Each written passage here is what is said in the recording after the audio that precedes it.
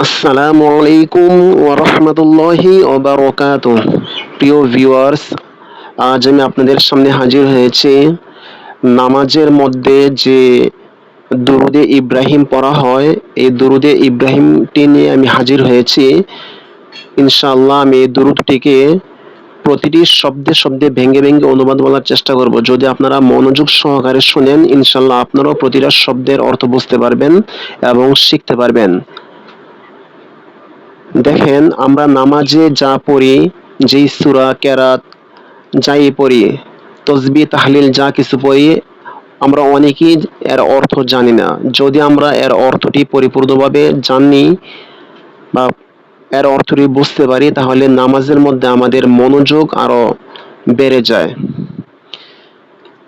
অনেক সময় আমরা মুখস্থ সূরা পড়ি, মুখস্থ সবকিছু পড়ি, কিন্তু আমাদের মনোযোগ পড়ার মধ্যে থাকে না। আমাদের মনোযোগ চতুর্দিকে ঘোরাফেরা করে। যদি আমি অর্থ বুঝি, তাহলে অর্থের দিকে আমার মনোযোগ যখন আমি দিব, তখন আমার মনোযোগ বাহিরের দিকে কাজ করবে না, অন্যান্য দিকে ঘোরাঘুরি করবে না। তো ইনশাল্লাহ যখন আমরা এই দুরুদে ইব্রাহিমকে, দুরুদ শরীফ, দোয়া মাসুরা, তাশাহুদ এগুলা যখন আমরা অর্থ সহ শিখতে পারবো, তখন আমাদের মনোযোগ নামাজের মধ্যেই থাকবে। তাহলে আমাদের নামাজটা ভালোভাবে আল্লাহ রব্বুল আলামিন আমাদের নামাজটাকে কবুল করে নেবেন, যদি আমরা মনোযোগটা নামাজের মধ্যে রাখতে পারি। তাহলে চলেন শুরু করা যাক, আর বেশি কথা না বলে শুরু করি। বিসমিল্লাহির রহমানির রহিম। আল্লাহুম্মা সাল্লি আলা মুহাম্মাদিন ওয়া আলা আলি মুহাম্মাদ কামা সাল্লাইতা আলা ইব্রাহিম ওয়া আলা আলি ইব্রাহিম ইন্নাকা হামিদুম মাজিদ। আল্লাহুম্মা বারিক আলা মুহাম্মাদিন ওয়া আলা আলি মুহাম্মাদ কামা বারাকতা আলা ইব্রাহিম ওয়া আলা আলি ইব্রাহিম ইন্নাকা হামিদুম মাজিদ। দুরুদে ইব্রাহিমটির অর্থ হচ্ছে, আল্লাহুম্মা, হে আল্লাহ, সল্লি, আপনি রহমত বর্ষণ করুন, আলা মুহাম্মাদিন, আলা অর্থ উপরে, মুহাম্মাদিন অর্থ হচ্ছে আমাদের নবী মুহাম্মাদুর রাসূলুল্লাহ সাল্লাল্লাহু আলাইহি ওয়াসাল্লামকে এখানে বোঝানো হচ্ছে। আল্লাহুম্মা, হে আল্লাহ, সল্লি, আপনি রহমত বর্ষণ করুন, আলা মুহাম্মাদিন, মুহাম্মদ সাল্লাল্লাহু আলাইহি ওয়াসাল্লামের উপরে, ওয়া আলা আলি মুহাম্মাদ, ওয়া আলা, আর আলা অর্থ উপরে, আল, আলি অর্থ হচ্ছে পরিবার বর্গ, পরিবার, পরিজন বা পরিবার বর্গ। আল বলতে পরিবারকে বোঝানো হয়। ওয়া আলা আলি মুহাম্মাদ অর্থাৎ মুহাম্মদ সাল্লাল্লাহু আলাইহি ওয়াসাল্লামের যে পরিবার রয়েছে, এই পরিবারের উপর আপনি কি করেন? সল্লি, রহমত বর্ষণ করুন।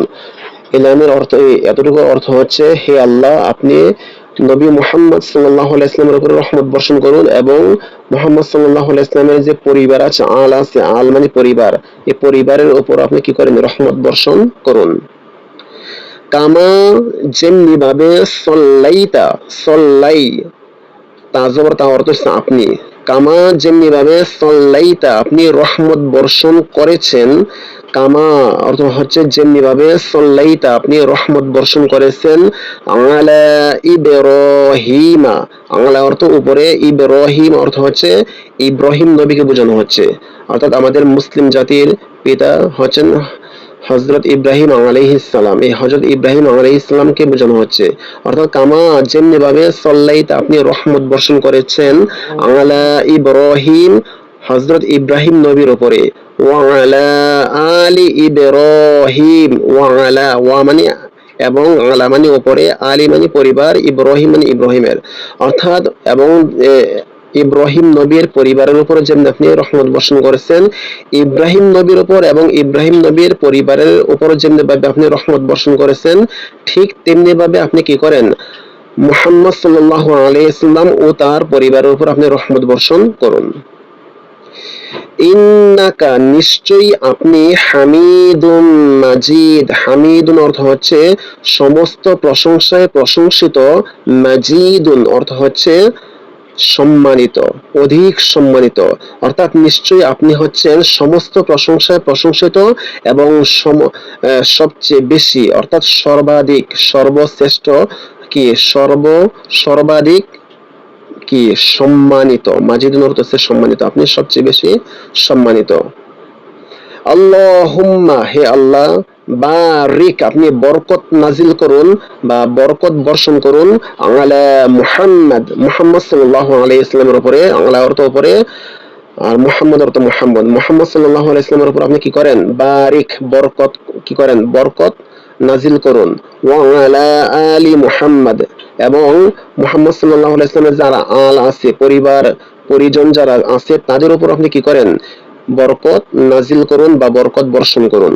কামা যেমনি ভাবে বারাকতা আপনি বরকত নাজিল করেছিলেন বা বরকত নাজিল করেছেন, আলা ইব্রাহিমা হযরত ইব্রাহিম নবীর উপরে, আলা অর্থ উপরে, ইব্রাহিম অর্থ ইব্রাহিম নবী, অর্থাৎ যেমনি ভাবে আপনি ইব্রাহিম নবী অথবা ইব্রাহিম আলাইহিস সালামের উপরে যেমনি ভাবে আপনি বরকত নাজিল করেছিলেন, তেমনি ভাবে আপনি আমাদের নবী মুহাম্মদুর রাসূলুল্লাহ সাল্লাল্লাহু আলাইহি ওয়াসাল্লামের উপর আপনি কি করেন, বরকত নাজিল করুন অথবা বরকত বর্ষণ করুন।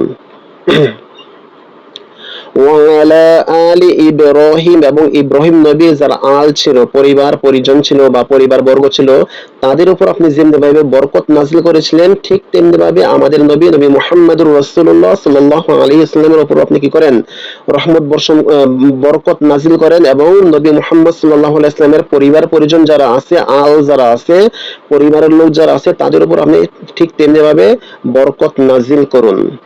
ইন্নাকা নিশ্চয়ই আপনি, হামিদুন সমস্ত প্রশংসায় প্রশংসিত, মাজিদুন এবং সর্বাধিক সম্মানিত। তো প্রিয় ভিউয়ার্স, আপনারা যদি এই প্রতিটি শব্দের অর্থ জানেন এবং যখন নামাজ পড়বেন, নামাজের মধ্যে যখন এর অর্থগুলো আপনারা মনে করবেন, তখন আপনাদের মন, আমাদের মন আর অন্যদিকে ঘুরবে না। যখন অন্যদিকে ঘুরবে না, তখন আমাদের নামাজের দিকে আমরা সম্পূর্ণভাবে আমাদের মনটাকে মনোনিবেশ করতে পারবো। আজ এই পর্যন্তই। আসসালামু আলাইকুম ওয়া রাহমাতুল্লাহি ওয়া বারাকাতুহু।